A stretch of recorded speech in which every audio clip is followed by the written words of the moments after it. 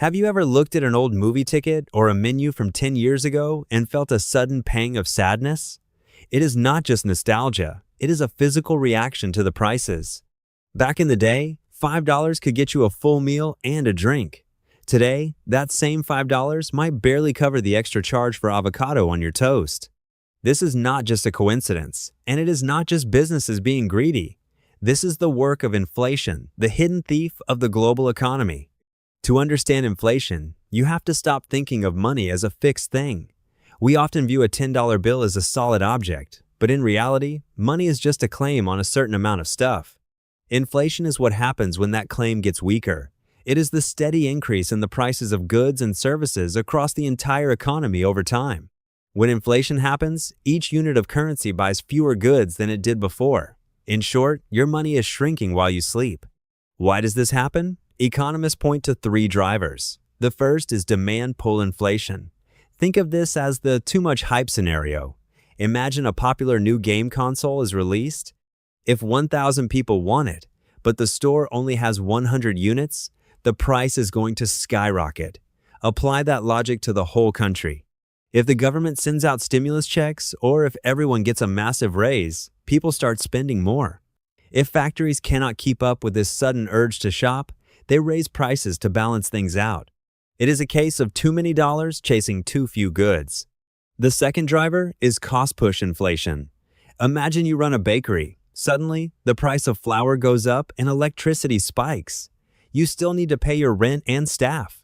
To keep your doors open, you have no choice but to raise the price of your bread. Your customers then have less money to spend elsewhere because they are paying more for toast. The push starts at the production level and ripples through the entire system. The third driver is the printing press, monetary inflation. If a government decides to print massive amounts of new money to pay off its debts, the total supply of money in the system increases. But if the amount of products being made stays the same, each individual dollar becomes less rare and, therefore, less valuable.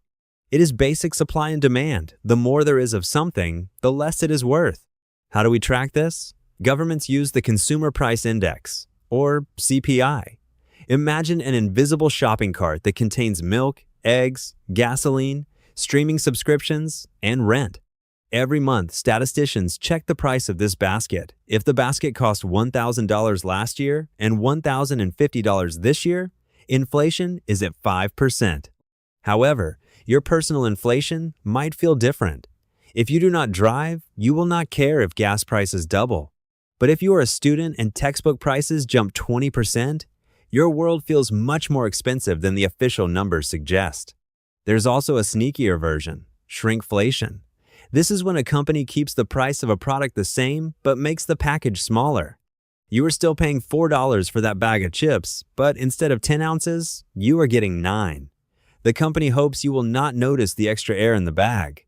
It is a way to pass on rising costs without giving the consumer sticker shock. But it is inflation in disguise. You might think inflation is purely evil, but economists actually get worried if inflation is 0%. If prices never rose, or if they started falling, which is called deflation, people would stop spending. Why buy a car today if it will be cheaper next month? If everyone stops spending, businesses fail and the economy collapses. Most central banks aim for a sweet spot of around 2%. It is just enough to keep people spending and investing, but not enough to ruin their savings. In this environment, there are winners and losers. The losers are the savers people who keep all their money in a coffee can. That money is losing muscle every day. The winners are often the debtors.